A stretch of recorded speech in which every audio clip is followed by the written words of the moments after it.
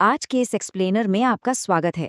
तो क्या आपने कभी सोचा है कि देश की सबसे बड़ी अदालत में कही गई एक छोटी सी, शायद अनजाने में की गई टिप्पणी कैसे एक बहुत बड़े डिजिटल आंदोलन की शक्ल ले सकती है? आज हम बिल्कुल इसी दिलचस्प और अविश्वसनीय घटना की बात करने वाले हैं। ये सिर्फ इंटरनेट पर वायरल हुए किसी मीम की कहानी नहीं है, बल्कि ये दिखाती है कि कैसे आज के समय में असंतोष, तीखा व्यंग्य और आर्टिफिशियल इंटेलिजेंस का तालमेल जनता की एक बहुत मजबूत आवाज बन सकता है। इस पूरे घटनाक्रम को अच्छे से समझने के लिए हम इस सफर को कुछ अहम हिस्सों में बांटकर देखेंगे। हम शुरुआत करेंगे उस चिंगारी से जिसने इस गुस्से को जन्म दिया। फिर देखेंगे कैसे एक पूरा झुंड तैयार हुआ और रातों रात वायरल हो गया। इसके बाद बात करेंगे इनके स्क्रीन से निकलकर सड़कों पर आने की, फिर सरकार के उस डिजिटल क्रैकडाउन की जिसका इन्हें सामना करना पड़ा, और आखिर में हम ये समझने की कोशिश करेंगे कि क्या ये महज एक व्यंग्य था या फिर किसी बड़े बदलाव की शुरुआत। तो चलिए चलते हैं 15 मई 2026 के दिन। जगह है भारत का सर्वोच्च न्यायालय। आमतौर पर हम सुप्रीम कोर्ट के माहौल को बहुत ही गंभीर और गरिमापूर्ण मानते हैं ना। वहां एक रूटीन सी सुनवाई चल रही थी, तभी भारत के मुख्य न्यायाधीश ने एक ऐसी टिप्पणी कर दी जिसने तहलका मचा दिया। उन्होंने कहा, ऐसे युवा हैं जो कॉकरोच की तरह हैं, जिन्हें कोई रोजगार नहीं मिलता। वे हर किसी पर हमला करना शुरू कर देते हैं। अब इसे जरा उस वक्त के माहौल से जोड़कर देखिए। देश में युवा बेरोजगारी चरम पर थी। नीट यूजी पेपर लीक विवाद से लाखों छात्र पहले ही हताश थे। ऐसे में कॉकरोच जैसे शब्द ने एक बहुत ही दुखती रग पर हाथ रख दिया। जब विवाद बढ़ा तो ठीक अगले ही दिन मुख्य न्यायाधीश ने अपनी बात साफ करते हुए कहा कि इसे इतना भावुकता से ना ले। उन्होंने जोर दिया कि उनका निशाना देश के आम युवा नहीं थे, बल्कि वो लोग थे जो फर्जी डिग्रियों के सहारे कानूनी पेशे में घुस आते हैं। लेकिन आप तो जानते ही हैं कि इंटरनेट कैसे काम करता है। जब तक स्पष्टीकरण आता है तब तक बात बहुत दूर तक निकल चुकी होती है। और यहीं से जन्म होता है उस मशहूर झुंड का।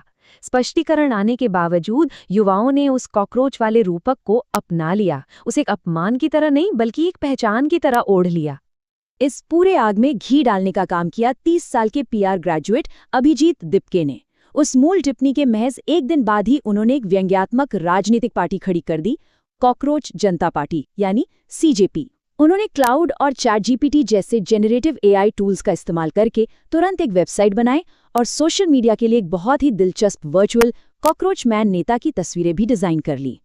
इस पार्टी का अंदाज देखिए, इन्होंने खुद पर ही हंसने की कला को अपना हथियार बना लिया। सीजेपी का सदस्य बनने के नियम इतने मजेदार थे कि कोई भी मुस्कुरा दे। जैसे आपको मजबूरी या अपनी मर्जी से बेरोजगार होना चाहिए, शारीरिक रूप से एकदम आलसी होना चाहिए, दिन में कम से कम 11 घंटे ऑनलाइन रहना जरूरी है, और आपको एक प्रोफेशनल रैंटर यानी तीखा और बेबाक कंटेंट बनाने वाला होना चाहिए। असल में ये नियम उन तानों का ही एक सटीक और व्यंग्यात्मक जवाब थे जो अक्सर सत्तापक्ष की तरफ से जेन जेड को दिए जाते थे। देखते ही देखते जो चीज एक मजाक के रूप में शुरू हुई थी, उसने इंटरनेट पर मानो बाढ़ ला दी। इसका डिजिटल विकास इतना अभूतपूर्व था कि बड़े बड़े राजनीतिक रणनीतिकार भी हैरान रह गए। जरा इस आंकड़े पर गौर कीजिए, 1 करोड़। जी हाँ, सिर्फ 5 दिनों के अंदर सीजेपी के इंस्टाग्राम अकाउंट ने 10 मिलियन फॉलोअर्स का आंकड़ा पार कर लिया। ये कोई छोटी बात नहीं है। इन्होंने देश के प्रमुख सत्ताधारी पार्टियों के आधिकारिक सोशल मीडिया अकाउंट्स को भी मीलों पीछे छोड़ दिया।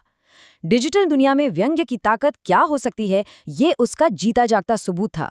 और ये सिलसिला यहीं नहीं रुका। 23 में आते आते सीजेपी की आधिकारिक वेबसाइट ही क्रैश हो गई। वजह, एक साथ 10 लाख लोग आधिकारिक तौर पर इस पार्टी की सदस्यता का फॉर्म भर रहे थे। ये अब सिर्फ लाइक या शेयर तक सीमित नहीं था। जैसे जैसे लोग जुड़ते गए, ये आंदोलन भी विकेंद्रीकृत होने लगा। राष्ट्रीय स्तर पर इनका घोषणा पत्र सेवानिवृत्त जजों को सरकारी पदों से हटाने जैसी बड़ी मांगे कर रहा था। लेकिन मजेदार बात ये थी कि अलग अलग राज्यों ने इसे अपने हिसाब से ढाल लिया। उदाहरण के लिए, तेलंगाना में युवाओं ने इस व्यंग्य का इस्तेमाल करते हुए नए ग्रेजुएट्स के लिए उचित वेतन और बलात्कार के मामलों की सुनवाई के लिए फास्ट ट्रैक अदालतों की मांग शुरू कर दी। अब आता है इस कहानी का सबसे दिलचस्प मोड़। ये ऑनलाइन गुस्सा सिर्फ स्क्रीन्स तक सीमित नहीं रहा, बल्कि भौतिक दुनिया में हमारी और आपकी सड़कों पर भी उतरने लगा। और इसमें हाशिए पर रहने वाले समुदायों ने भी बढ़ चढ़कर हिस्सा लिया। हैदराबाद के एक जाने माने ड्रैग आर्टिस्ट पथरूनी शास्त्री का कहना था कि एक क्वेर व्यक्ति के रूप में वो इस आंदोलन को व्यंग्य के जरिए अपनी राजनीतिक जगह वापस पाने के प्रयास की तरह देखते हैं। आखिरकार कॉकरोच की खूबी ही यही है कि वो कितने भी विपरीत और मुश्किल हालात क्यों न हो, जीवित रह ही लेता है। अब आपके सामने जो नंबर है 64 करोड़ 10 लाख, क्या आप अंदाजा लगा सकते हैं ये क्या है? ये वो सीवेज या गंदा पानी है जो हर रोज बिना किसी ट्रीटमेंट के दिल्ली की यमुना नदी में बहाया जाता है। और यही चौंकाने वाला आंकड़ा एक बहुत ही अनोखे ऑफलाइन विरोध प्रदर्शन का केंद्र बन गया। हुआ ये कि अर्थ वॉरियर्स नाम के एक पर्यावरण समूह के स्वयंसेवकों ने विशाल कॉकरोच की वेशभूषा पहनी और यमुना नदी के किनारे उतरकर सफाई शुरू कर दी। उनका संदेश बहुत साफ और तीखा था, अगर सिस्टम हमें कीड़ा ही समझता है तो लो हम ही शहर की गंदगी साफ कर देते हैं। इस तरह एक इंटरनेट मीम ने बुनियादी ढांचे की नाकामी को उजागर करते हुए एक वास्तविक नागरिक कार्रवाई का रूप ले लिया।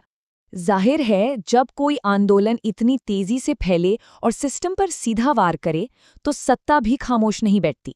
और यहीं से शुरू हुआ स्टेट का इंटरवेंशन और एक बड़ा डिजिटल क्रैकडाउन। राज्य की प्रतिक्रिया बहुत तेज थी। 21 मई को ही राष्ट्रीय सुरक्षा का हवाला देते हुए अकाउंट को ब्लॉक करने का निर्देश आ गया। 23 मई को इनकी वेबसाइट और इंस्टाग्राम या तो हटा दिए गए या हैक हो गए। हालात इतने गंभीर हो गए कि संस्थापक के घर के बाहर 24 घंटे पुलिस तैनात कर दी गई।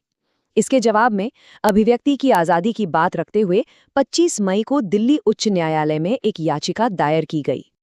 बात यहीं खत्म नहीं हुई। सुप्रीम कोर्ट में भी कई जनहित याचिकाएं पहुंच गई, जिनमें आरोप लगाया गया कि ये मंच अदालती कार्यवाही को मीम बनाकर संस्था के सम्मान को ठेस पहुंचा रहा है।